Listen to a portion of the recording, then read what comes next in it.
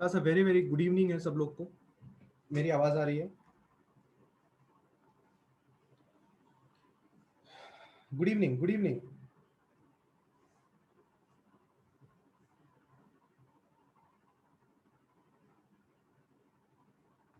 Start कर सकते हैं?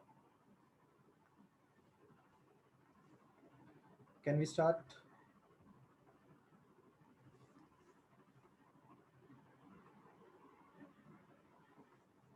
चलिए, आज हम देखने जा रहे हैं कि अगर हम एसी वोल्टेज को अप्लाई करते हैं रजिस्टर के साथ तो क्या होता है। ठीक है, आज के पूरे लेक्चर का मैं जरा आपको एक ऊपर ऊपर से समझा देता हूं हमें क्या करना है। हमें एसी को रजिस्टर के साथ कनेक्ट करना है,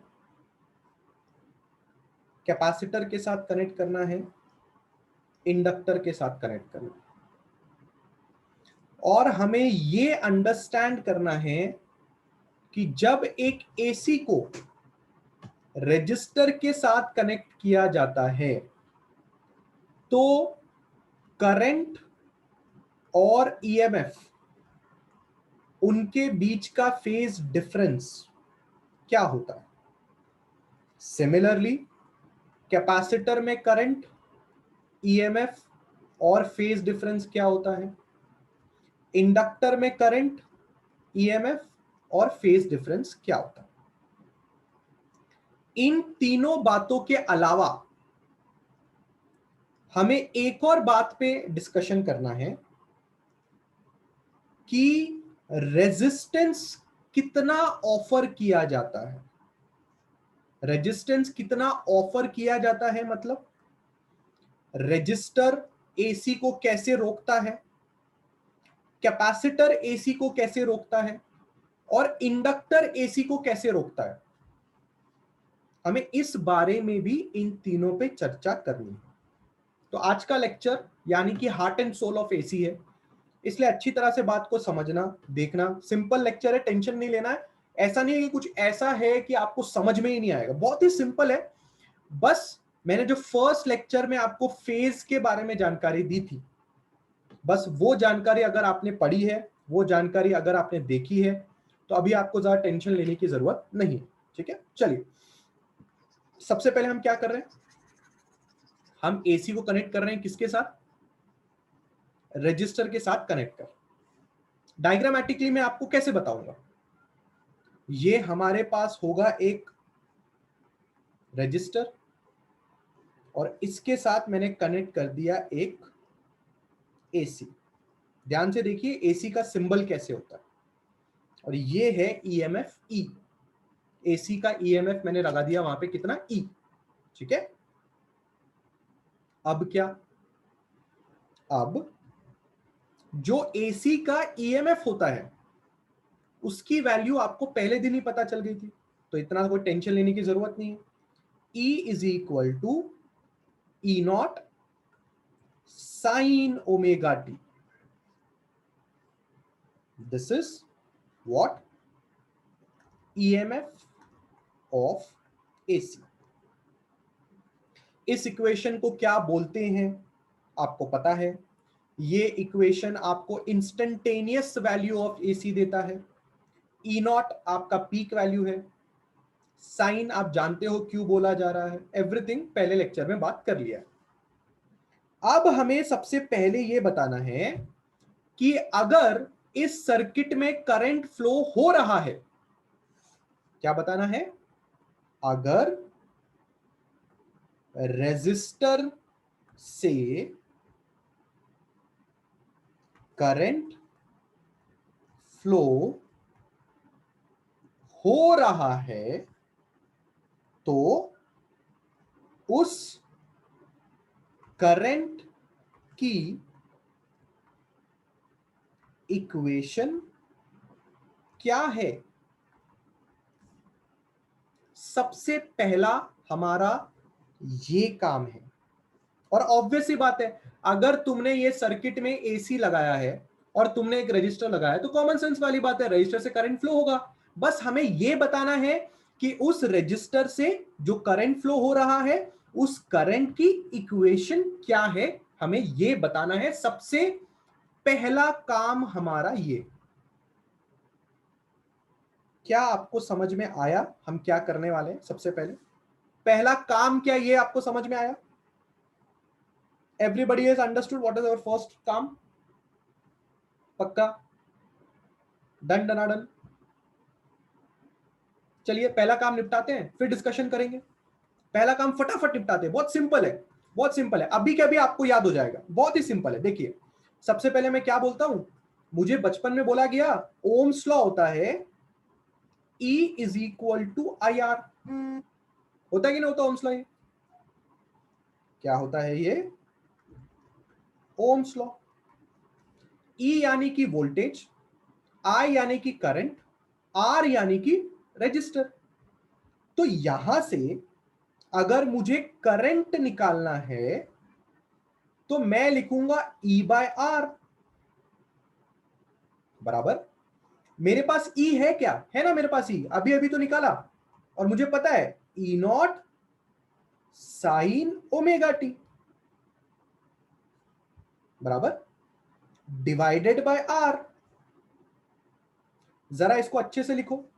कैसे अच्छे से लिखोगे इसको?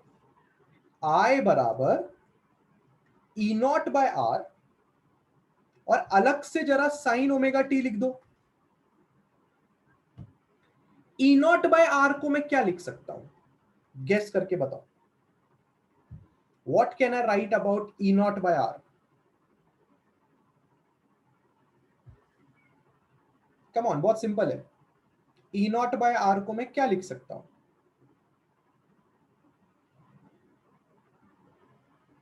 E नॉट बाय आर को मैं क्या लिख सकता हूं? बहुत ही बढ़िया अक्षिता, मैं इसको लिख सकता हूं I naught sine omega T.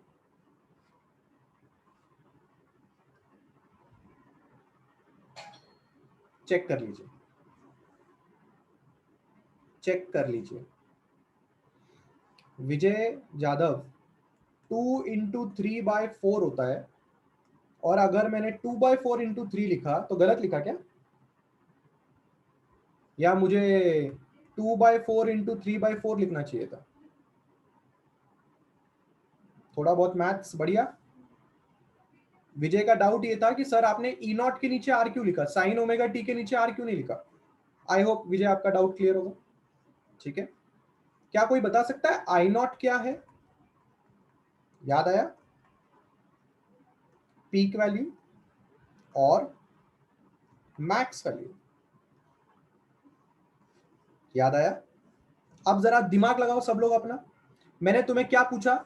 मैंने तुम्हें पूछा ई नॉट बाय आर क्या होगा। मैंने तुम्हें पूछा ई नॉट बाय आर क्या होगा। ई नॉट क्या है? What is E not? What is E naught? ये है पीक वैल्यू ऑफ करंट या फिर मैक्स वैल्यू ऑफ करंट।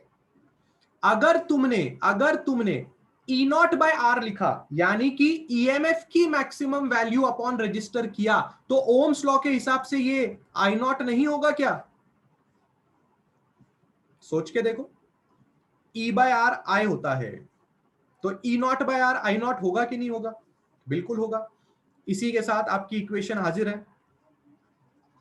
ये है आपकी करंट की इक्वेशन।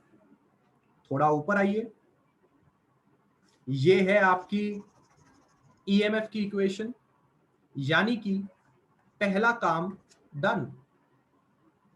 चेक कर लीजिए, स्टेप्स चेक कर लीजिए, बच्चों वाले स्टेप्स है, डरने की जरूरत नहीं है। बच्चों वाले स्टेप्स है, खाली ध्यान रखिए कि मैंने क्या किया। ओम्स लॉ लगाया सबसे पहले स्टेप में, करंट निकाला, ईएमएफ की वैल्यू सब्स्टिट्यूट की, अच्छे से लिखा, और खाली ई नॉट बाय आर की जगह पे आई नॉट लिख दिया। आपका इक्वेशन तैयार। कितने लोग को बात समझ में आई? कम ऑन, कितने लोगों को ये बात समझ में आ रही है? जल्दी जल्दी हाँ या ना। किसी को डाउट है तो पूछना है, अगर डाउट नहीं है तो हाँ या ना बोलना है।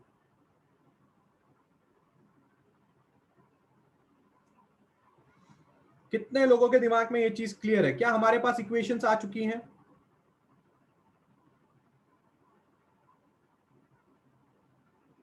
ठीक है, मैं इक्वेशंस को एक जगह पे लिख रहा हूं, I am writing this equations at a place, और हम उसके बाद इन इक्वेशंस को देख के थोड़ी और चर्चा करने वाले हैं। ई नॉट, सॉरी, ई बराबर ई नॉट साइन ओमेगा टी, आई बराबर आई नॉट साइन ओमेगा टी। अगर तुमसे कोई पूछता है, सवाल जवाब करता है, ये क्या है, तो तुम उसको क्या जवाब दोगे? EMF across register. अगर तुमसे कोई पूछता है ये क्या है, तो तुम उसको जवाब दोगे करंट फ्लोइंग थ्रू रजिस्टर। ये बातें दिमाग में पहले फिट कर लो। जब तक तुम्हें बोलना नहीं आएगा तब तक तुम्हें लिखना नहीं आएगा। पहले बोलो, बार बार खुद को बोलो, E is equal to E naught sine omega t. ये ईएमएफ था जो हमने रजिस्टर के अक्रॉस, अक्रॉस मतलब रजिस्टर के पास में लगाया, और रजिस्टर से फ्लो होने वाला करंट इतना मिला, I is equal to I naught sine omega T.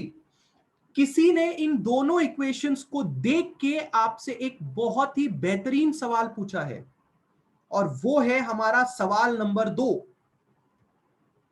What is the phase difference between EMF of resistor and current flowing through register?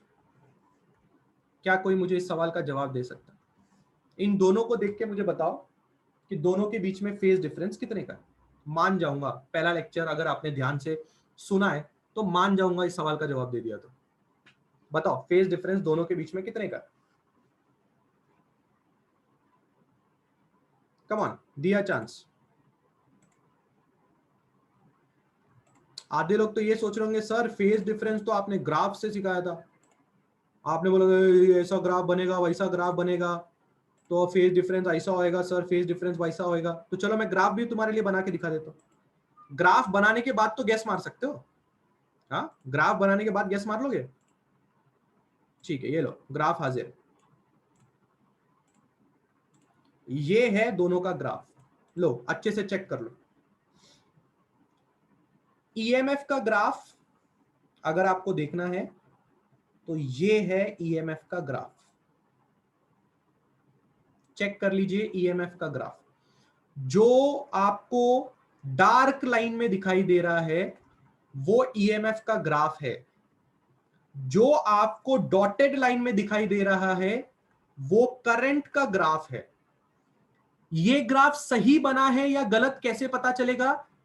EMF की इक्वेशन साइन में है, करंट की इक्वेशन भी साइन में है। आइए देखते हैं, दोनों के दोनों ग्राफ सेंटर से शुरू हो रहे हैं, तो ये दोनों के दोनों ग्राफ साइन के ग्राफ है, बराबर है।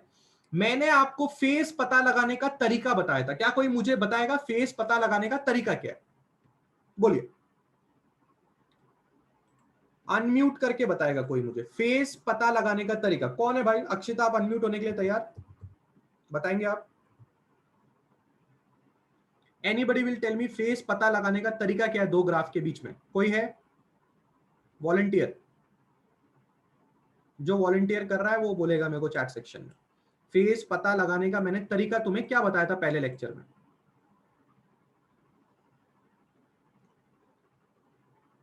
अरे सबकी बोलती बंद। पहले तुम लोग वीडियो वीडियो करते थे, तो मैंने लेक्चर के बाद अब वीडियो भी देना शुरू कर दिया। अब क्या प्रॉब्लम है तुम लोग को? मतलब तुम लोग रिवाइज नहीं कर रहे हो? बोलो, क्या ट्रिक बताया था मैंने दो ग्राफ के बीच में फेज वैल्यू बताने के लिए? बताओ, अरे बोलो, किशन बताओगे क्या? किशन यादव, करो अनम्यूट, आपको बताओगे सबको?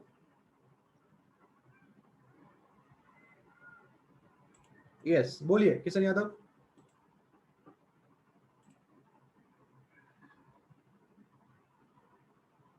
नहीं, स्वप्न विश्वकर्मा लाइन ड्रॉ करने के लिए नहीं बोला, वो तो टेक्निक था। यस किशन। सर हाँ कौन से ग्राफ में वो मैक्स वैल्यू पहले आता है और वो सर वो कितना एंगल पे आता है उसी को। कौन से ग्राफ का मैक्सिमम वैल्यू पहले आता है वो लीड करता है, बराबर है। हाँ ये हुई ना बात किशन यादव। ये किशन एक ऐसा बच्चा है जिसने मेरा एक भी लेक्चर आज तक मिस नहीं किया। आ रही बात समझ में? अब तुम्हारे तुम्हारे दिमाग खुले कि मैं तुमको लैपटॉप में से घुस के एक एक दूं। याद है मैंने बोला था जिस ग्राफ का मैक्सिमम वैल्यू सबसे पहले आएगा वो ग्राफ लीड करेगा। ईएमएफ का ग्राफ का मैक्सिमम वैल्यू इधर आता है, करंट के ग्राफ का मैक्सिमम वैल्यू इधर आता है। मुझे बताओ क्या दोनों के ग्राफ का मैक्सिमम वैल्यू एक ही टाइम पे आ रहा है? चेक करके बताओ। बोथ द ग्राफ का max value comes at same time. आया कि नहीं आया? चेक कर लो। दोनों के दोनों मैक्सिमम वैल्यूज एक ही बार में आ रहे हैं या नहीं आ रहे हैं? चेक करो। रोहन शांति, रोहन शांति, गलत गलत बोल रहे हो आप। आराम से सुनो मेरी बात, आपने पहला लेक्चर नहीं पढ़ा है ध्यान से। पहली बात मुझे ये बताओ, क्या सब लोगों को ये बात समझ में आ रही है कि ई नॉट यानी कि ई की मैक्सिमम वैल्यू, आई नॉट यानी कि करंट की मैक्सिमम वैल्यू, क्या दोनों सेम टाइम पे आ रहे हैं? इस बात का पहले हाया ना हो जाए, इस बात का पहले हाया ना हो जाए। कितने लोग को ये समझ में आ रहा है कि ई नॉट और आई नॉट दोनों सेम टाइम पे आ रहे हैं? आ रहे हैं? सब लोग एग्री करते हैं इस बात पे? All of you agree, right? अगर ई नॉट और आई नॉट दोनों सेम टाइम पे आ रहे हैं, इसका मतलब क्या होगा? इसका मतलब क्या होगा? Both graph are in same phase. Same phase का मतलब समझता है? फाई 0 डिग्री, यानी कि जो ईएमएफ रजिस्टर के अक्रॉस लगता है और जो ईएमएफ जो करंट पैदा होता है उसके बीच में जो फेज है वो 0 डिग्री का होता है। ये चीज यहां से प्रूफ होती है और यही चीज आपको याद रखनी है। मेरी बात एक और चीज ध्यान से सुनना। बहुत बच्चे ऐसा सोचते हैं कि सर ईएमएफ का ग्राफ बहुत बड़ा दिख रहा है, यानी कि हम देख सकते हैं कि ई नॉट की वैल्यू ज्यादा है और आई नॉट की वैल्यू कम है। ऐसा क्यों? अरे बाबा, तुम्हें हरदम ये बचपन से पढ़ाया जाता है कि अगर तुम रजिस्टर के अक्रॉस काम कर रहे हो तो रजिस्टर जो है, register opposes the current, hence current value is क्या?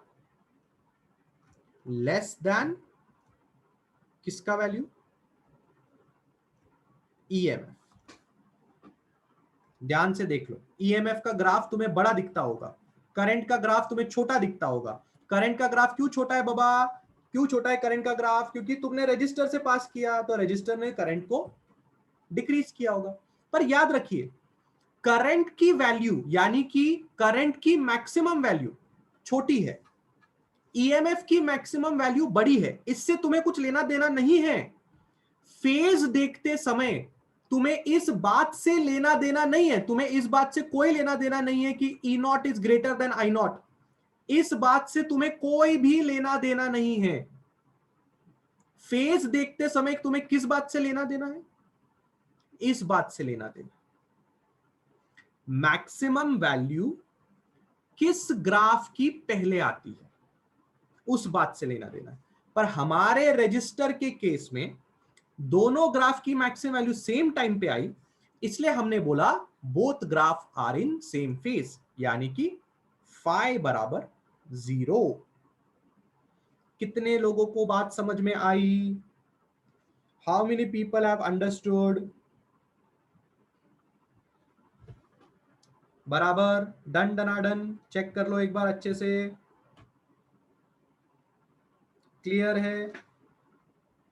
कोई तकलीफ? समझ में आया? अभी अभी जाएंगे, अभी इंडक्टर के पास जाएंगे, अभी इंडक्टर के पास जाएंगे तो तुम्हारा तुम्हारा अभी और कल्याण होना बाकी है। अभी तो ये सिंपल सिंपल था, अभी इंडक्टर में जाएंगे तो तुम्हें ऐसा नहीं मिलेगा। इंडक्टर में ईएमएफ और करंट सेम फेज में नहीं होते, तब तुम्हें समझ में आएगा कौन लीड करता है कौन लैग करता है, जो पहले लेक्चर में थोड़ी बहुत जानकारी दी थी। अभी के लिए रजिस्टर के लिए इतनी जानकारी क्लियर है क्या? रजिस्टर के अक्रॉस ईएमएफ, रजिस्टर के अक्रॉस करंट, और एक बात, EMF and current both are in same phase, the phase difference is 0। क्या मैं आगे बढ़ सकता हूं? Can I move forward? फटाफट हाँ या ना का जवाब आना चाहिए सब लोग का।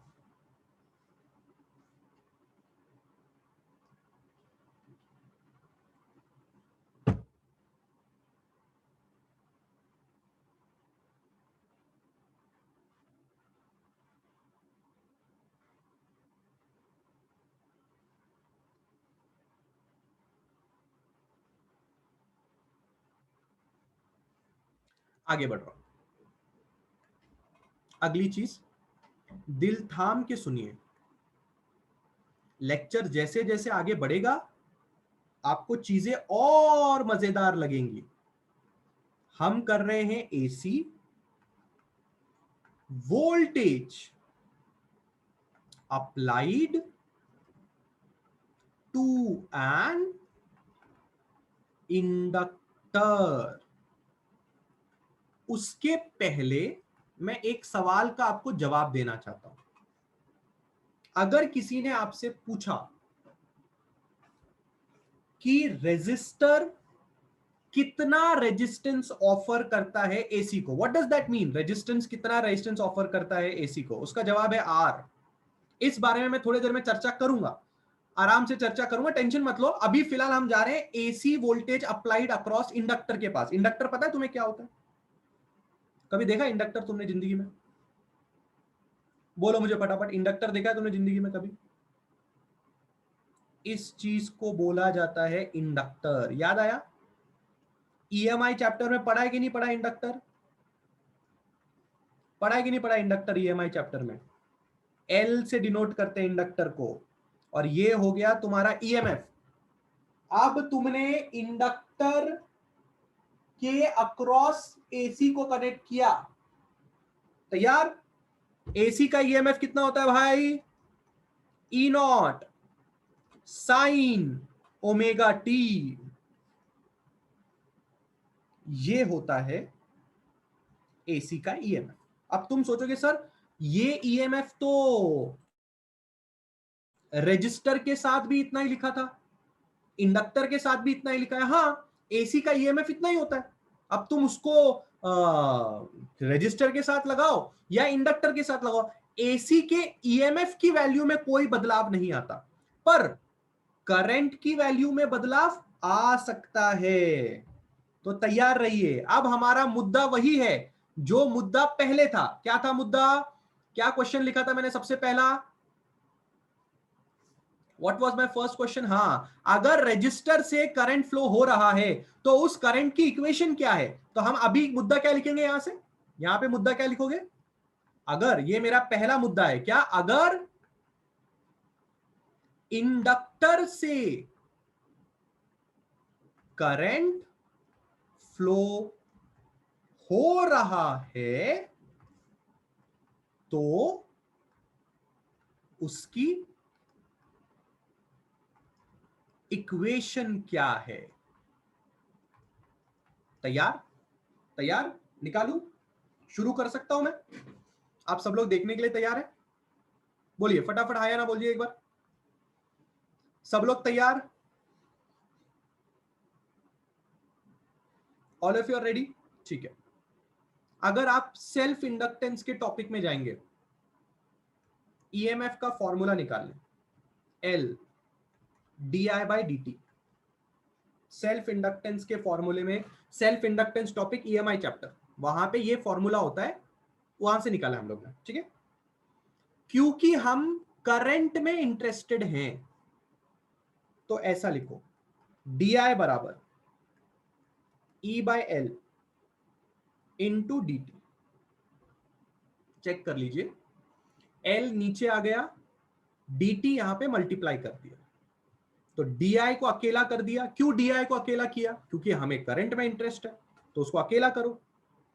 L को नीचे मल्टीप्लाई करो, dt को ऊपर मल्टीप्लाई करो। अब इंटीग्रेशन करेंगे, ठीक है? तो integration on both the sides अगर करोगे तो यहां पे E/L dt बराबर।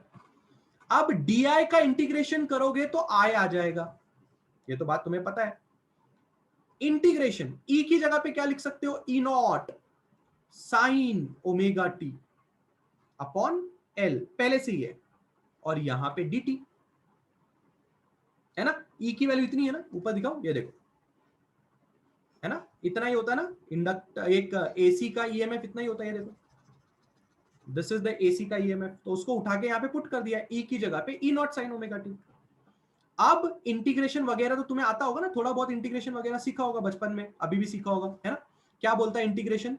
पहले तो कांस्टेंट लोगों को बाहर निकालो, ठीक है भाई।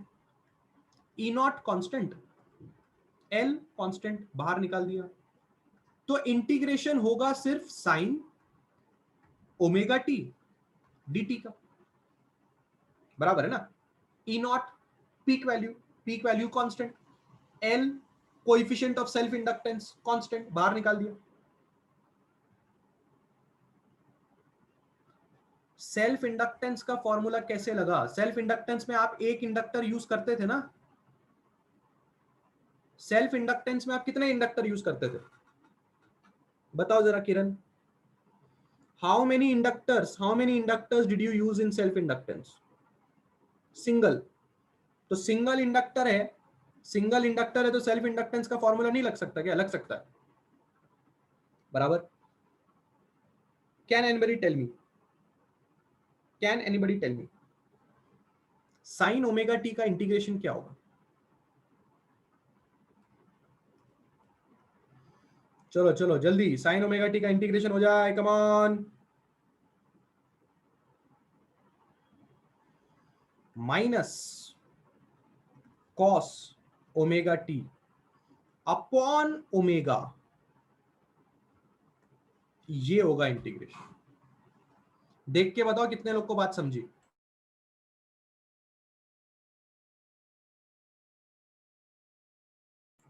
कितने लोगों को बात समझी? इंटीग्रेशन तो आता है ना भैया, बराबर है। डन डनाडन।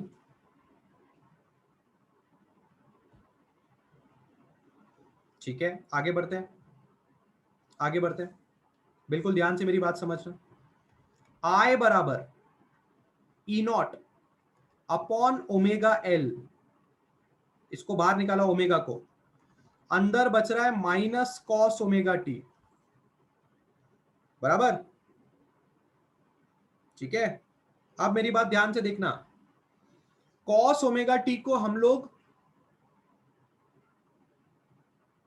माइनस साइन हटा के भी लिख सकते हैं,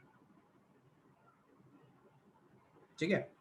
और एक बात, यहां आपको ये चीज दिखाई दे रही है, ये चीज दिखाई दे रही, इसको हम I0 मान रहे हैं। E0 बाय ओमेगा L को आप क्या मान रहे हो? आप मान रहे हो I0 and minus I0 cos omega T. Equation तैयार। माइनस साइन रहने दिया मैंने, कोई टेंशन नहीं है, माइनस साइन है, रहने दो। माइनस साइन बाहर, इस पर्टिकुलर ब्रैकेट में जो चीज है उसको मैंने I0 मान लिया ताकि आपकी इक्वेशन बन जाए। आपके किसकी इक्वेशन? इंडक्टर से पास होने वाले करंट की इक्वेशन तैयार। एक बार ऊपर से लेके नीचे तक चेक कर लीजिए, कोई अगर तकलीफ हो तो पूछ लीजिए। 2 लाइन का डेरिवेशन है, पर फिर भी अगर कोई तकलीफ है तो देख लीजिए। हाँ, यहां से एक बार चेक कर लो।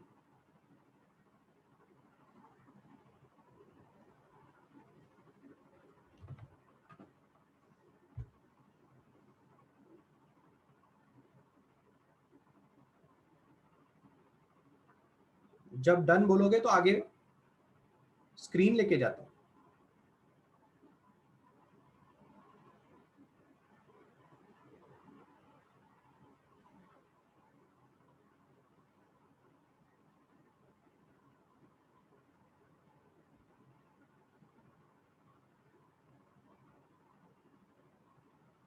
पक्का आगे बढ़ू? डन है? किसी को डाउट नहीं पूछना मेरे से? अब मेरी बात बिल्कुल ध्यान से सुनना, मेरी बात बिल्कुल ध्यान से सुनना। ई एल क्या है? ई एल यानी इंडक्टर के अक्रॉस कितना हमने ईएमएफ लगाया था? E naught sine omega t. I L minus I naught cos omega t. अगर तुमसे किसी ने सवाल पूछा बताओ ये क्या है, तो तुम क्या बोलोगे? ईएमएफ अक्रॉस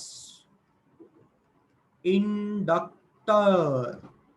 अगर तुमसे किसी ने सवाल पूछा बताओ ये क्या है, करंट फ्लोइंग थ्रू इंडक्टर। इतना सबको समझ में आता है? अभी अभी ताजे ताजे 2 फॉर्मूले निकाले मैंने, किसी को तकलीफ तो नहीं है ये बात समझने में? वापस पूछ रहा हूं भाई, देख लो अच्छी तरह से, आंखें फाड़ फाड़ के देख लो, मैं क्या लिखता हूं वो देख लो। ये दोनों जो ब्लू कलर में हाईलाइट, येलो कलर में हाईलाइट किए हैं, किसी को दुख दर्द या तकलीफ चेक कर लो। डन है? आगे बढ़ू? पक्का? ग्राफ बनाने का समय आ गया है, ग्राफ बनाने का समय आ गया है। तैयार? अब ग्राफ देख के, ग्राफ देख के अगर बेटा तुम नहीं पहचान पाए तो बहुत मारूंगा तुम लोग को, ठीक है? ग्राफ देख के पहचानना, क्या पहचानना है वो भी बताता हूं। ऑब्वियसली फराज, ईएमएफ तो एक ही जैसा होता है ना, ईएमएफ थोड़ी अलग अलग होता है। रजिस्टर के अक्रॉस भी वही ईएमएफ लगाओगे और इंडक्टर के अक्रॉस भी वही ईएमएफ लगाओगे। एसी जो है वो दोनों के साथ तो सेम ही बिहेव करेगा ना, पर करंट अलग अलग बिहेव करता है। ग्राफ आपके सामने हाजिर है बेटा, अगर जवाब नहीं दिया बहुत मार खाओगे। चेक कर लो एक बार, पहले तो ये चेक कर लो ग्राफ तुम्हें समझ में आ रहा है क्या।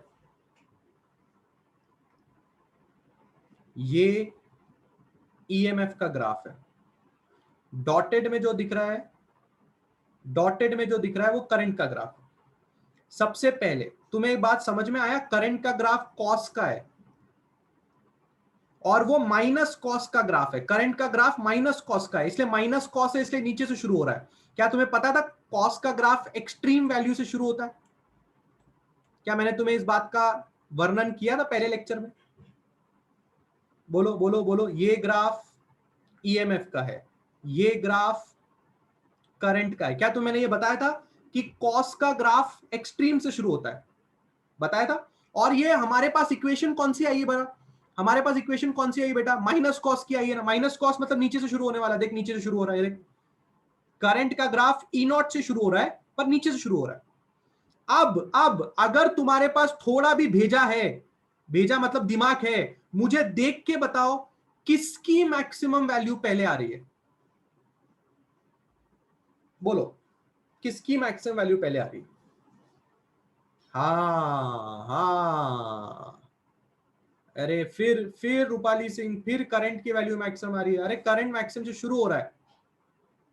यहां देखो, आंखें फाड़ो, इधर ही गलती कर देनी है तुम दोनों ने। यहां पे है ईएमएफ का मैक्सिमम वैल्यू, यहां पे है करंट का मैक्सिमम वैल्यू, भूलिए मत, भूलिए मत, पॉजिटिव में कंपैरिजन होगा, कंपैरिजन कहां होगा, पॉजिटिव में होगा। ये ई नॉट की नेगेटिव वैल्यू है, इससे कंपैरिजन नहीं करना, इससे कंपैरिजन नहीं करना तुम लोगों ने। ये ई नॉट की मैक्सिमम वैल्यू, ये आई नॉट की positive maximum value, positive positive. बोलो कौन पहले आया, बोलो जल्दी बोलो, जल्दी बोलो। ईएमएफ की मैक्सिमम वैल्यू पहले आ रही है, आ रही है, ईएमएफ की मैक्सिमम वैल्यू पहले आ रही है। क्या कोई बता सकता है कौन लीड कर रहा है, कितने से? क्या मैं यहां पे लिख सकता हूं कि EMF, EMF leads current by pi by 2? इस बारे में भी फर्स्ट लेक्चर में अच्छा खासा डिस्कशन हो गया है, याद आया, याद आया? यानी कि इंडक्टर में करंट और ईएमएफ सेम फेज में नहीं रहते, दोनों के बीच में फेज डिफरेंस पाई बाय 2 का आता है। कृपया करके इस बात को ध्यान से समझें, दोनों में फेज डिफरेंस कितने का आता है, पाई बाय 2 का। फेज डिफरेंस का मतलब ईएमएफ की मैक्सिमम वैल्यू करंट के मैक्सिमम वैल्यू से पाई बाय 2 से पहले आती है। कृपया याद रखें, फेज का मैग्नीट्यूड से कोई लेना देना नहीं है। आप इस भी ग्राफ में देख सकते हैं, E naught is greater than I naught. Magnitude का फेज का कोई लेना देना नहीं होता। ईएमएफ की वैल्यू करंट की वैल्यू से हरदम ज्यादा ही रहती है मैग्नीट्यूड में। मैग्नीट्यूड मतलब आप देख सकते हैं ई नॉट की वैल्यू करंट की मैक्सिमम वैल्यू से ज्यादा ही है, ग्राफ के हिसाब से देख लो। उसका और फेज का कोई लेना देना नहीं है। फेज का मतलब क्या है, कौन सी मैक्सिमम वैल्यू पहले आ रही है, इसको फेज बोलते हैं। कितने से पहले आ रही है, वो फेज डिफरेंस की वैल्यू हो गई। कितने लोग के गले के नीचे बात उतर रही है, कितने लोगों के गले के नीचे बात उतर रही है, हाँ या ना? चेक कर लो, ग्राफ अच्छे से देख लो मेरे भाई लोग।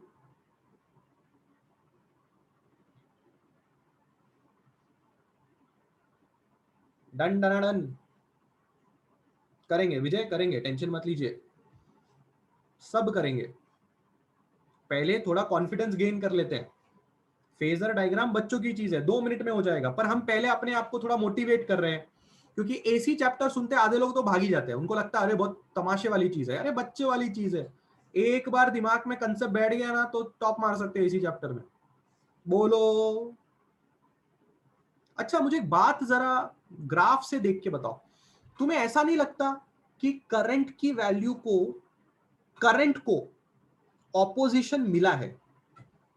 लगता है ग्राफ देख के करंट को ऑपोजिशन मिला है, करंट को इंडक्टर ने ऑपोज किया है। तुम्हें ग्राफ देख के समझ में आ रहा है ना? देखो देखो करंट की वैल्यू कितनी कमजोर है, ईएमएफ की वैल्यू कितनी ज्यादा है। करंट की वैल्यू ईएमएफ के मुकाबले कम है। क्यों ऐसा?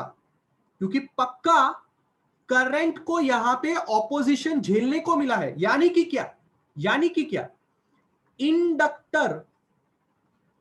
Inductor has opposed the current।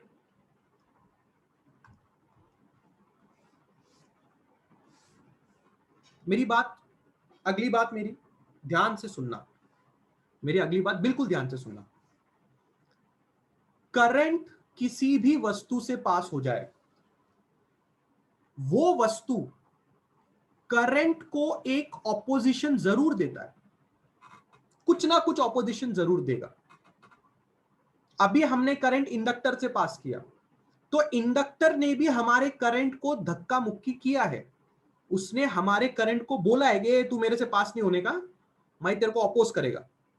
Similar वैसे ही जैसे रजिस्टर भी करता है। पर इंडक्टर जब करंट को रोकता है, इंडक्टर जब करंट को रेजिस्टेंस देता है, यानी कि इंडक्टर जब करंट को रोकने की कोशिश करता है, उसको क्या बोला जाता है पता है? उसको बोला जाता है इंडक्टिव रिएक्टेंस, जिसको डिनोट किया जाता है एक्सेल से। क्या होता है ये पता है? What is this, do you know? This is called as the resistance offered by inductor to AC। Please, मैं जानता हूं बहुत ही नया टर्म है आपके सामने, पहले कभी सुना नहीं होगा। इंडक्टिव रिएक्टेंस पढ़ने का मतलब समझो, यहां मैंने रेजिस्टेंस नहीं लिखा है, रिएक्टेंस लिखा है। लिखने का तरीका देखो, एक्स नीचे एल। क्या होता है इंडक्टिव रिएक्टेंस? इंडक्टिव रिएक्टेंस का मतलब तुम्हारे इंडक्टर ने करंट को रोकने की कोशिश कितनी की, कितना उसने उसको रेजिस्टेंस ऑफर किया। रेजिस्टेंस मतलब रुकावट, कितनी उसने उसको रुकावट ऑफर की, उसको बोला जाता है इंडक्टिव रिएक्टेंस। कहां से निकालोगे इसकी वैल्यू? उसके लिए थोड़ा बहुत ऊपर जाना पड़ेगा। हमने किसी ना किसी चीज को आई नॉट माना था, देखा? इस चीज को क्या माना था? आई नॉट। इधर से एक्सेल की वैल्यू आएगी। कैसे आएगी? ध्यान से देखना, ध्यान से देखना।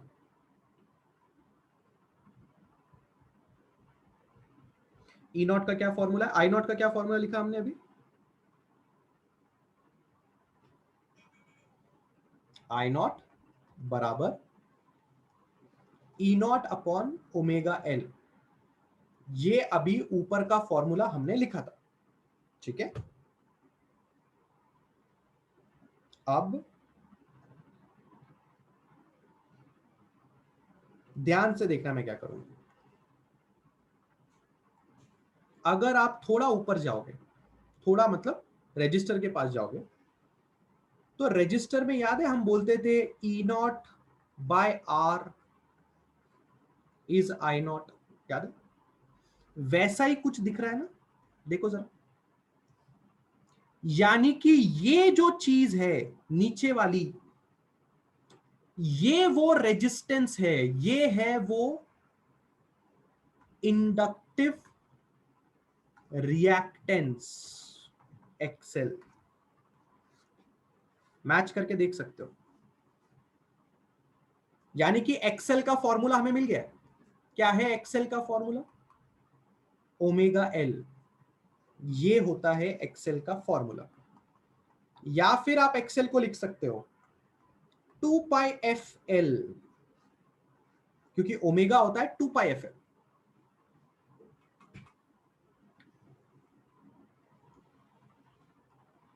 पहले तो खुद को ये मनाओ, इस बात के लिए मनाओ कि करंट और इंडक्टर ये दोनों भाई भाई नहीं है। इंडक्टर से अगर करंट को भेजोगे तो वो उसका स्वागत नहीं करने वाला, वो उसको बोलेगा तू मेरे से पास होएगा, मैं तेरे को अपोज करेगा।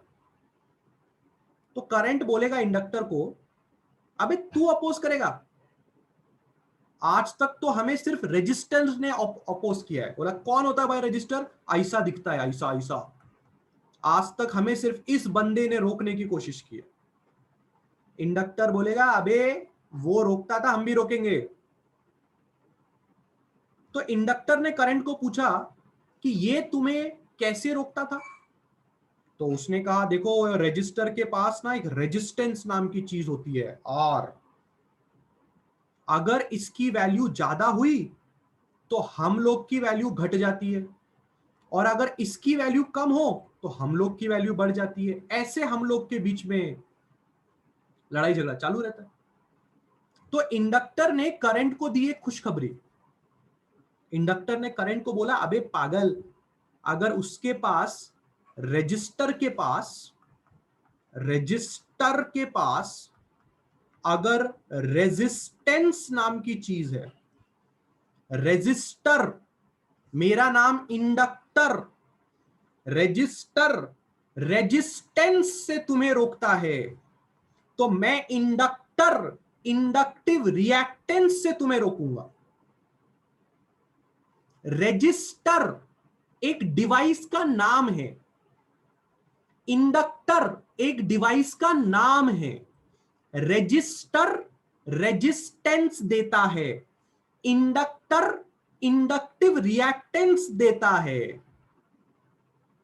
करंट ने इंडक्टर से पूछा क्या है ये इंडक्टिव रिएक्टेंस नाम की बला, तो इंडक्टर ने करंट को समझाया, देखो जैसे रेजिस्टर के पास रेजिस्टेंस होता है ना तुम्हारी वाट लगाने के लिए, वैसे ही हमारे पास इंडक्टिव रिएक्टेंस होता है तुम्हारी वाट लगाने के लिए। तो करंट ने इंडक्टर से पूछा मतलब तुम भी मेरे को रोकने की कोशिश करोगे? हां, हम भी तुमको रोकने की कोशिश करेंगे। The resistance offered by inductor to a alternating current. तो करंट ने इंडक्टर से पूछा तुम्हारे रोकने की खासियत क्या है, मतलब तुम हमें कैसे रोक पाओगे, तुम्हारा कुछ फॉर्मूला तो होगा ना रोकने के लिए। बोले है ना फॉर्मूला हमारा, क्या फॉर्मूला है तुम्हारा? बोले हमारा फॉर्मूला है XL is equal to omega L, XL is equal to 2πfl। ये फॉर्मूला देख के करंट हंसने लग गया। करंट बोला ये कैसा फालतू फॉर्मूला है? बोले अबे फालतू फॉर्मूला नहीं है, बहुत कड़क फॉर्मूला है। करंट बोला क्या कड़क है भाई तुम्हारे फॉर्मूले, बताना जरा, इसमें क्या ऐसी खासियत है जो कि मुझे तुमसे डरना चाहिए?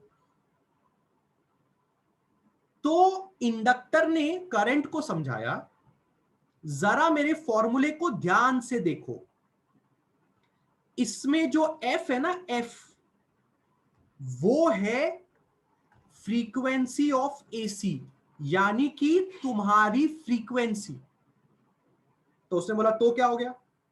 बोले हमारे पास क्या खासियत है पता है, अगर तुम अपनी फ्रीक्वेंसी बढ़ाओगे तो हमारा रेजिस्टेंस भी तुम्हारे अकॉर्डिंग ऑटोमेटिकली बढ़ेगा।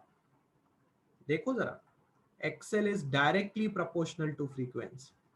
अगर तुम अपनी फ्रीक्वेंसी घटाओगे तो हमारा रेजिस्टेंस ऑटोमेटिकली घट जाएगा।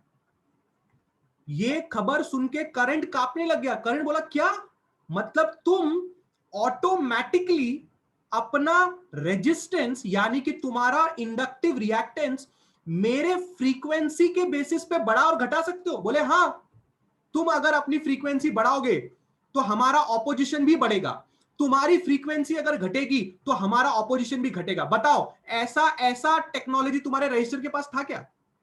तुम्हारे रजिस्टर को जाके पूछो कि अगर मैं अपना फ्रीक्वेंसी बढ़ाऊंगा और घटाऊंगा तो तुम्हारा रेजिस्टेंस क्या करेगा? रेजिस्टेंस कांस्टेंट रहता है। तुम्हारे रेजिस्टेंस के पास इतनी टेक्नोलॉजी है कि एसी की फ्रीक्वेंसी अगर बढ़ेगी घटेगी तो तुम्हारा रेजिस्टेंस ज्यादा तुम्हें रुकावट देगा? नहीं देगा। तुम्हारे रेजिस्टेंस की वैल्यू फिक्स होती है, जैसे कि समझो 10 ओहम फिक्स है। 10 ओहम का रेजिस्टेंस अपनी औकात के हिसाब से उतना ही रेजिस्टेंस ऑफर करेगा, भले ही 1 एम्पियर का करंट आओ या 100 एम्पियर का करंट आओ, भले ही 50 हर्ट्ज की फ्रीक्वेंसी का करंट आओ या 100 हर्ट्ज की फ्रीक्वेंसी का करंट आओ, उस रजिस्टर को कोई फर्क नहीं पड़ता। रजिस्टर बोलेगा मेरे पास 10 ओम की रुकावट देने की क्षमता है, तुम करंट कितने भी फ्रीक्वेंसी का लेके आओ, मैं 10 ओम की रुकावट दूंगा बस। पर तुम जानते हो हम एडवांस लोग हैं। एडवांस मतलब क्या? एडवांस मतलब समझो तुम दो भाई लोग आए हमारे पास। कैसे भाई लोग? एक है 10 एम्पियर का करंट, उसकी फ्रीक्वेंसी 10 हर्ट्ज है। दूसरा है 10 एम्पियर्स का करंट, उसकी फ्रीक्वेंसी 100 हर्ट्ज है। भले ही तुम दोनों की वैल्यू सेम है पर तुम्हारी फ्रीक्वेंसी तो अलग अलग है ना। हम इसको कम रुकावट देंगे और हम इसको ज्यादा रुकावट देंगे। ये हमारी रोकने की क्षमता की खासियत है। स्टोरी खत्म हो चुकी है। किसी को समझ में आया इंडक्टिव रिएक्टेंस इतनी खतरनाक चीज क्यों है?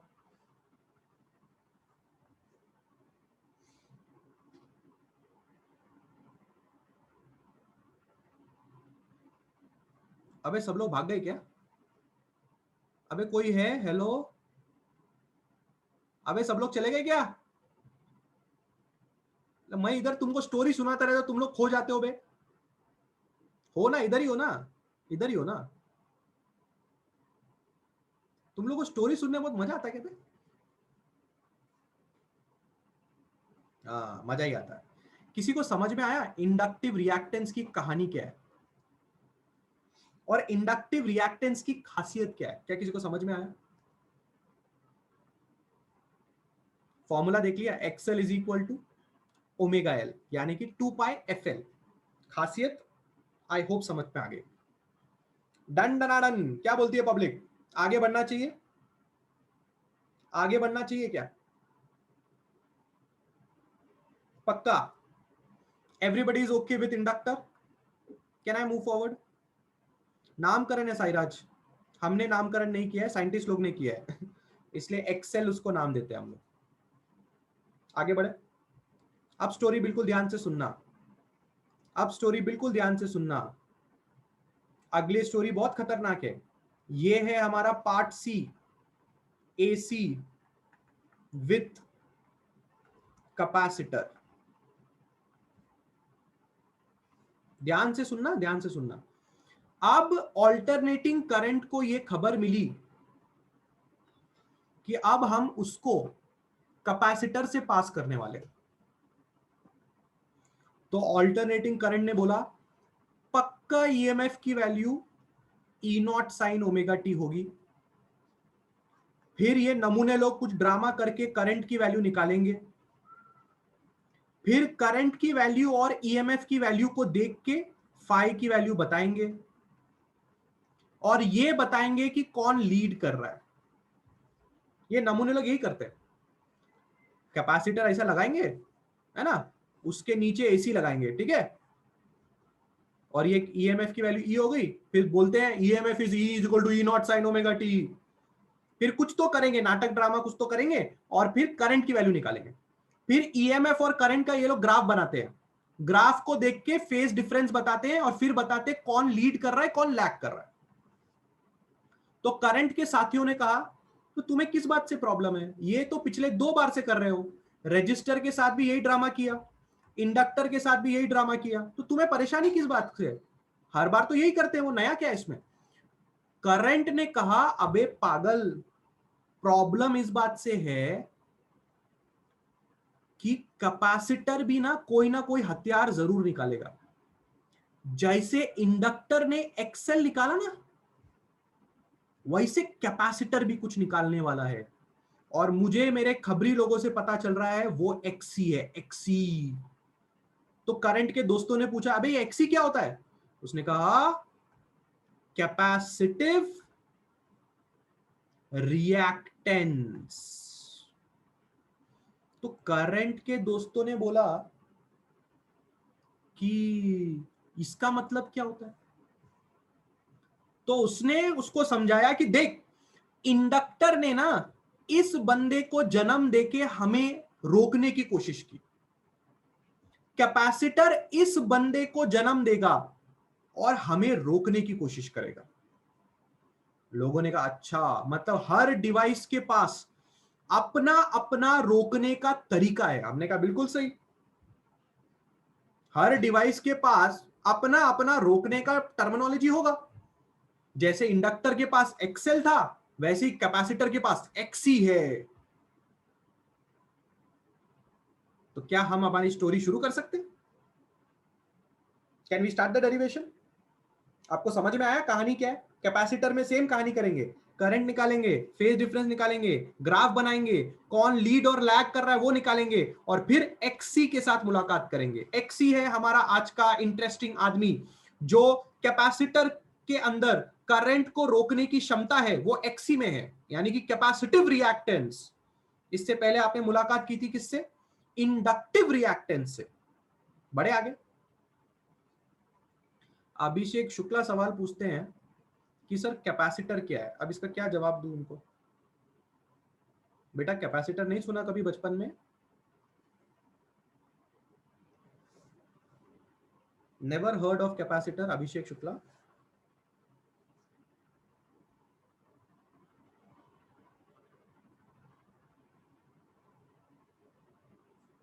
अरे क्या करता है वो तो पता होगा।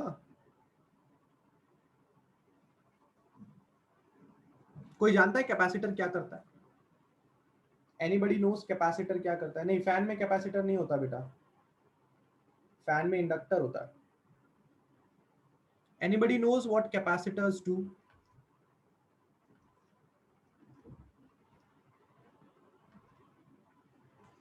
यस, कैपेसिटर स्टोर करते हैं एनर्जी, और वो एनर्जी स्टोर करते हैं in the form of electric field. मुझे ऐसा क्यों लग रहा है कि I have talked this, I have discussed this in EMI chapter. ऐसे इलेक्ट्रोस्टैटिक्स में भी कैपेसिटर है, हम वो चैप्टर जब पढ़ेंगे तब डिटेल में उसके बारे में चर्चा जरूर करेंगे। बट क्या आपको पता है मैंने ईएमआई में भी थोड़ी बहुत इसके बारे में जानकारी दी हुई है। बराबर। एक फॉर्मूला खाली याद रखिए, फॉर्मूला है Q is equal to CV। ये फॉर्मूला कैसे आता है, क्या आता है, हम बात करेंगे। इसको हम ऐसे भी लिख सकते हैं, Q is equal to CE, जिसमें C कैपेसिटेंस होता है। बस इतना बात आप याद रखिए, हम डेरिवेशन स्टार्ट कर रहे हैं, सबका ध्यान यहाँ पे होना चाहिए। All of you should pay attention here. Derivation बिल्कुल ध्यान से देखना।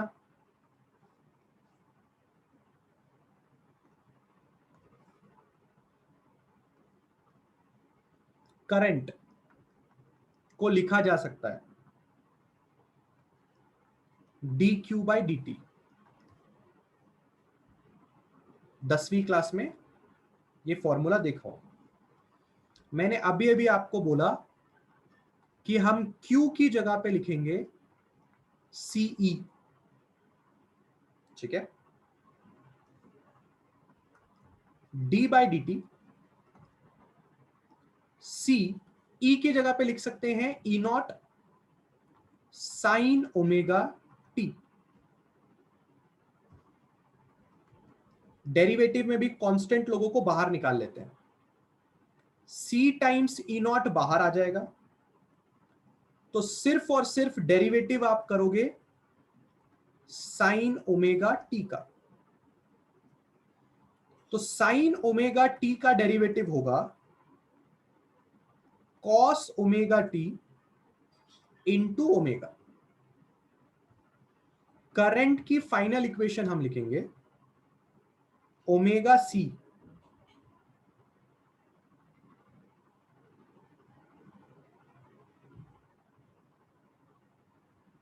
ई नॉट कॉस ओमेगा टी। अब इसमें आई नॉट को हम मानेंगे ओमेगा सी ई नॉट। ये जो चीज आपको दिख रही है इसको हमने मान लिया आई नॉट, तो आपका फाइनल इक्वेशन आएगा I naught cos omega t. Current का फाइनल इक्वेशन आ गया, चेक कर लीजिए।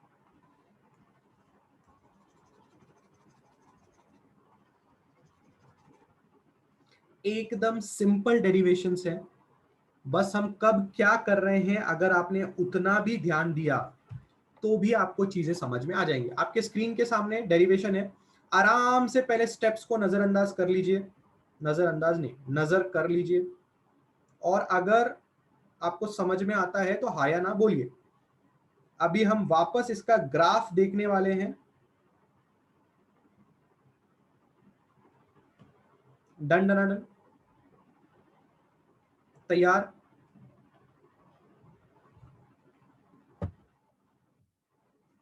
तैयार?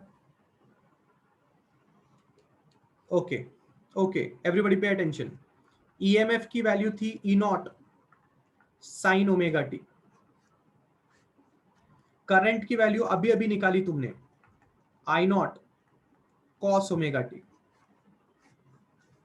ये है EMF across capacitor, this is current through capacitor.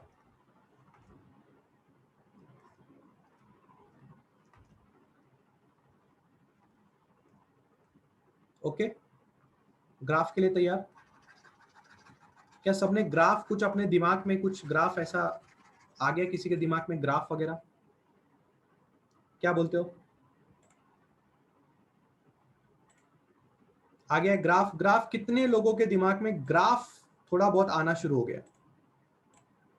How many people have started imagination of the graph? क्या लगता है तुम्हें, इक्वेशंस देख के तुम्हें ग्राफ के बारे में क्या समझ में आता है?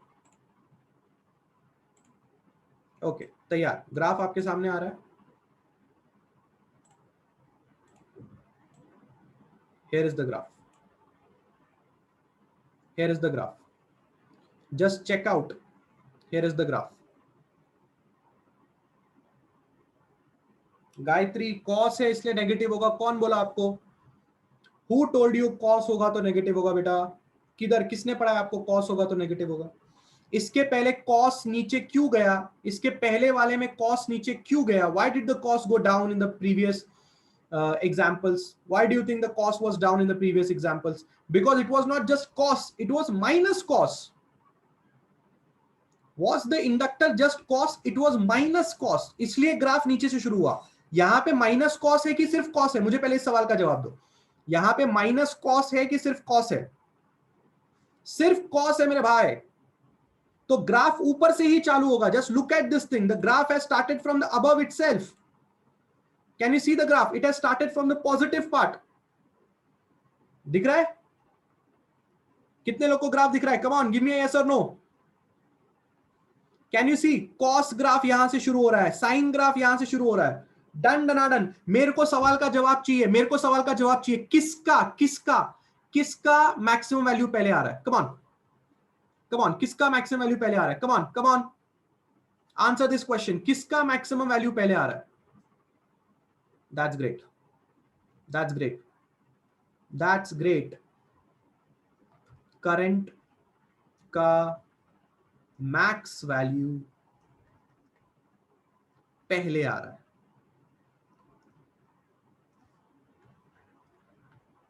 बराबर है कितने से? कितने से? I leads E by pi by 2.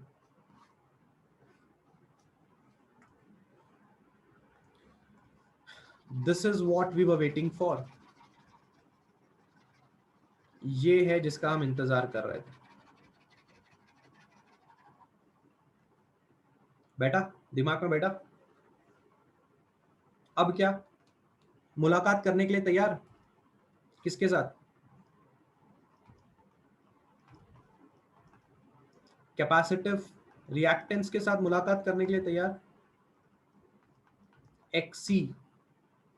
इसके लिए हम वापस ऊपर जाएंगे। हम जिस चीज को I नॉट अज्यूम करते हैं, हम जिस चीज को I नॉट अज्यूम करते हैं, हम उसी से शुरुआत करते हैं। ये देखिए I नॉट यहां पे है। I नॉट क्या है? Omega C E naught. वहां से शुरुआत करते हैं। I naught is how much? Omega C E naught. ठीक है, ओके। तो अगर आप I नॉट का फॉर्मूला देखेंगे, ई नॉट अपॉन आर होता है, बराबर। सो क्या हम इसको देख के ऐसा बोल सकते हैं कि XC होगा 1 अपॉन ओमेगा सी? मैच करके देखिए।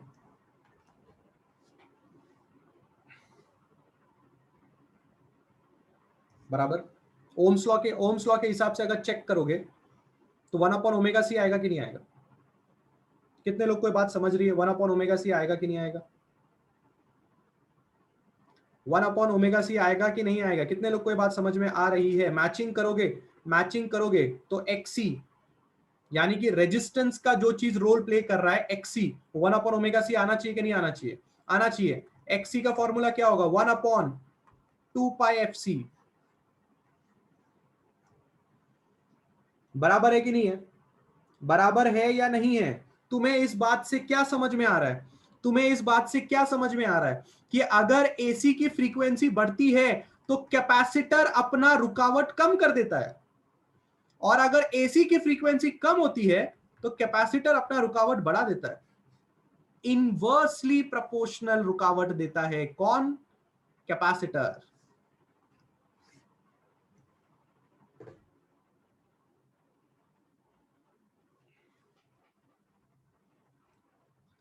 भाई लोग इधर ही हो ना, इधर ही हो ना। एक्सी क्या है बेटा, कोई बताएगा एक्सी क्या है? XC is the resistance offered by कौन? कैपेसिटर।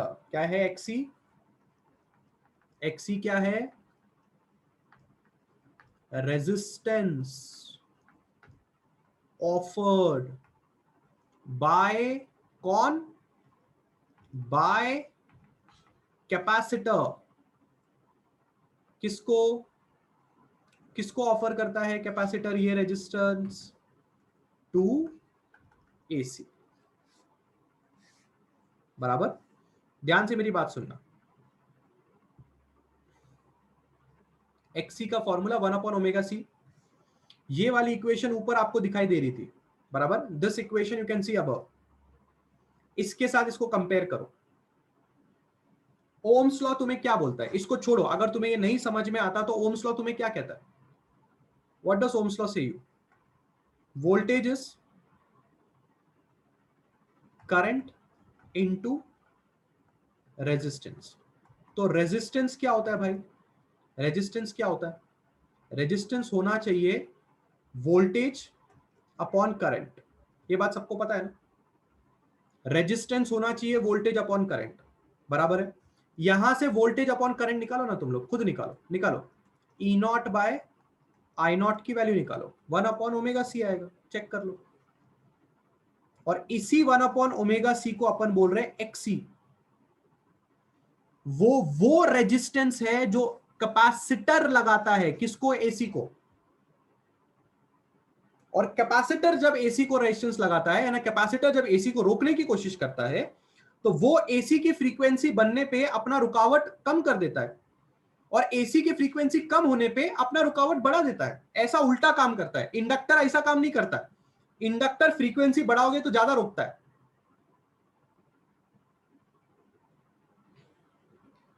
अब किसी को कुछ समझ में आ रहा है? Is anybody getting it? 68 लोग मेरा लेक्चर अटेंड करता है, साला कोई रिप्लाई नहीं देता है।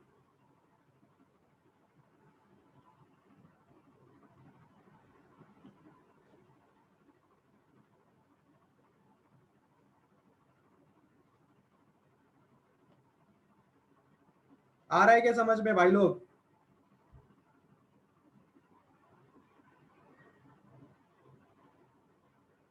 अच्छा चल, एक क्विक रिकैप मारते हैं, ठीक है?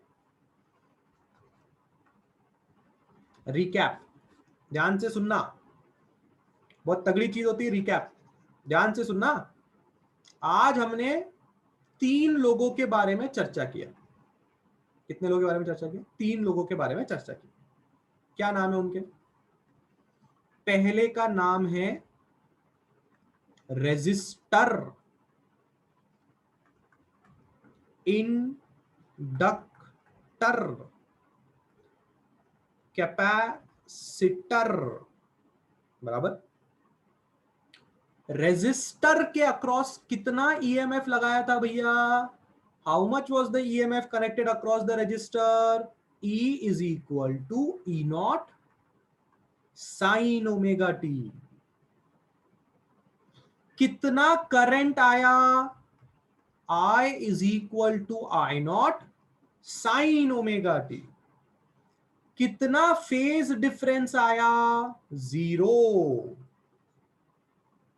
बराबर। और रजिस्टर ने एसी को रोकने के लिए क्या दिया? आर, यानी कि रेजिस्टेंस। लोगों ने रजिस्टर को पूछा, अबे तू डीसी को रोकने के लिए भी यही देता है, एसी को रोकने के लिए भी यही देता है, अबे मेरे पास वही है, मैं रजिस्टर हूं, मैं रेजिस्टेंस दूंगा। तुमने बचपन से रजिस्टर का रेजिस्टेंस रेजिस्टेंस सुना, इसलिए तुमको घर की मुर्गी दाल बराबर लग रही है। अब जब इंडक्टर ने उठ के आया, वो बोला मेरे पास इंडक्टिव रिएक्टेंस है, तो तुमको घर की मुर्गी दाल बराबर नहीं लग रही, तुमको लगा इसके पास ये कहां से आ गया? पहली बार सुन रहे हो ना? बचपन से पता है रजिस्टर रेजिस्टेंस देता है, इसलिए इतना कुछ एक्साइटिंग लगा ही नहीं। चलो चलो कोई बात नहीं, आगे इंडक्टर के पास गए। इंडक्टर भाई भाई, भाई एक बात बता, तेरे को कितना ईएमएफ दिया था रे? वो बोला E is equal to E naught sine omega t. अच्छा एक बात बता, तेरा करंट का इक्वेशन क्या है रे? I is equal to minus I naught cos omega t. आइला, इसका मतलब तुम दोनों के बीच में पक्का फेज डिफरेंस है। बोले है ना, फेज डिफरेंस है ना, कितने का? बोले π/2 का। तो अगर फेज डिफरेंस है तो कौन लीड कर रहा है तुम्हारे में? बोला ईएमएफ लीड्स करंट बाय π/2। बोले अच्छा, ईएमएफ करंट को π/2 से लीड करता है? बोले हाँ। रूपाली सिंह कहाँ ई आएगा? रूपाली सिंह कहाँ ई आएगा? E cos omega T. कौन बोला रूपाली? किधर रहते हो आप? लेक्चर अटेंड किया है क्या? किधर से E is equal to E naught? किधर से बाबा?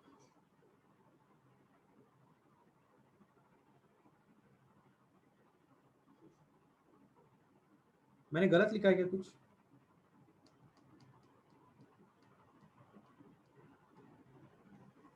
इंडक्टर के अक्रॉस ये वाला ईएमएफ और ये वाला करंट देख लो भाई, बराबर है कि नहीं है?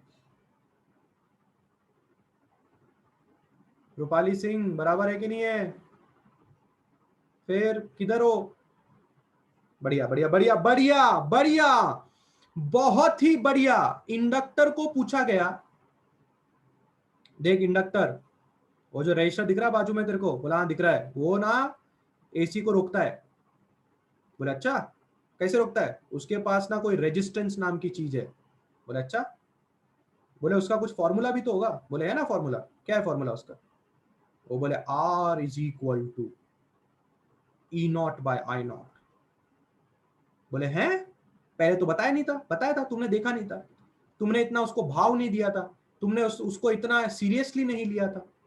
यहां से देखो, यहां से अगर तुम रजिस्टर की वैल्यू निकालोगे तो आएगा ना ई नॉट बाय आई नॉट। आया कि नहीं आया? रेजिस्टेंस की वैल्यू आई कि नहीं ई नॉट बाय आई नॉट? बोले हाँ बराबर बराबर बराबर। तो हमने इंडक्टर से पूछा अच्छा एक बात बता, तुम्हारे पास है क्या कुछ तंत्र मंत्र एसी को रोकने के लिए? बोले है ना हमारे पास। बोले क्या है?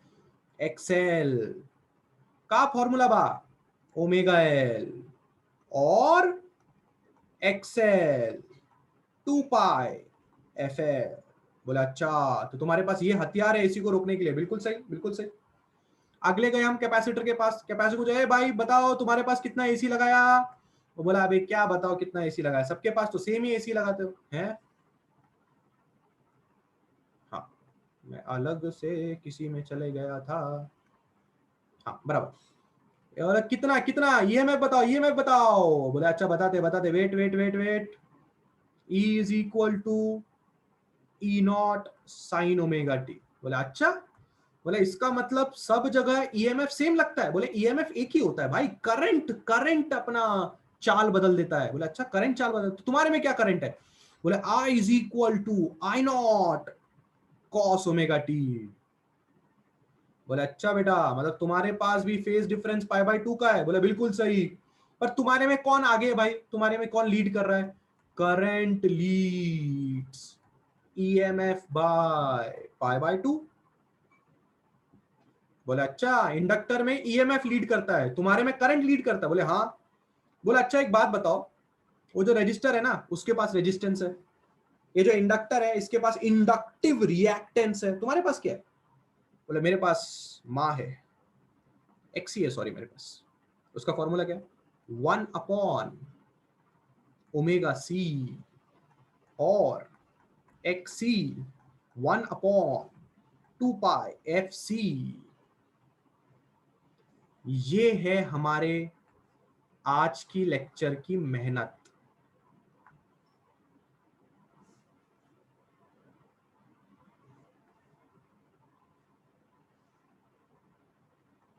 कृपया करके हाँ ना बोलिए, नहीं तो मैंने लैपटॉप में से घुस के मोबाइल से बाहर आके तुम लोग को बहुत मारना है।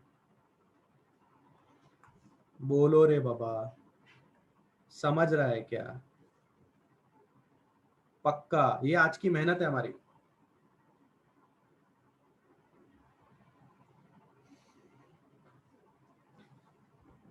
लिख के देता हूं, अगर ये आज का लेक्चर आज के आज नहीं पढ़ा या वीडियो देख के नहीं समझा, तो जैसे जैसे चैप्टर आगे बढ़ेगा आप परेशान हो जाएंगे।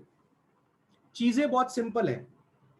दिमाग में एज अ यंगस्टर्स और एज अ बोलते हैं ना, अभी 12th स्टैंडर्ड में आप आए हैं, तो आपके दिमाग में कुछ निम्नलिखित डाउट आ सकते हैं कि सर ये फेज में लीड और लैग होने से क्या फर्क पड़ता है। तो आपके दिमाग में ऐसा डाउट आ सकता है कि सर मतलब ईएमएफ अगर लीड कर रहा है ना, अगर ईएमएफ लीड कर रहा है ना, तो क्या फर्क पड़ जाएगा, अगर करंट लीड कर रहा है तो क्या फर्क पड़ जाएगा। इन सब चीजों का जवाब आपको हायर इंजीनियरिंग में मिलेगा। अभी फिलहाल उसमें माथापच्ची अपने को नहीं करने का, अभी खाली ऐसा समझने का कि फेज क्या होता है, कितने से वो लीड और कौन लीड कर रहा है, कितने से कर रहा है, बस इतनी बात आपको दिमाग में रखनी।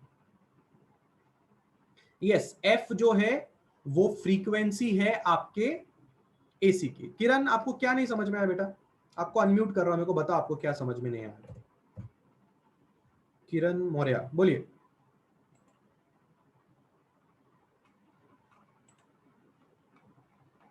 किरण मौर्य बोलिए।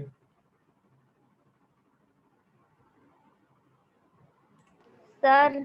हाँ बोलो। सर आपने जो बताया डब्ल्यू 1/WC है ना।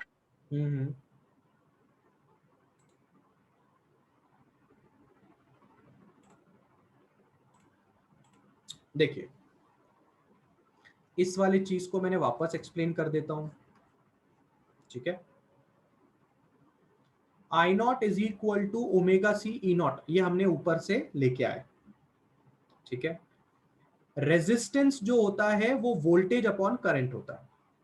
तो यहां से ई नॉट अगर आई नॉट के नीचे लेके आओगे, ई नॉट और आई नॉट अगर आप बनाओगे तो 1/ओमेगा सी होता है। इसी चीज को हम हमारे कैपेसिटर का रेजिस्टेंस यानी कि कैपेसिटिव रिएक्टेंस कंसीडर कर रहे हैं। खत्म हो गई बात। 1/ओमेगा सी, ओमेगा जगह पे 2πfc, as simple as that. बहुत ही बढ़िया, क्लियर है आज का लेक्चर? डन डनाडन। अबे हाँ ना तो बोल दो।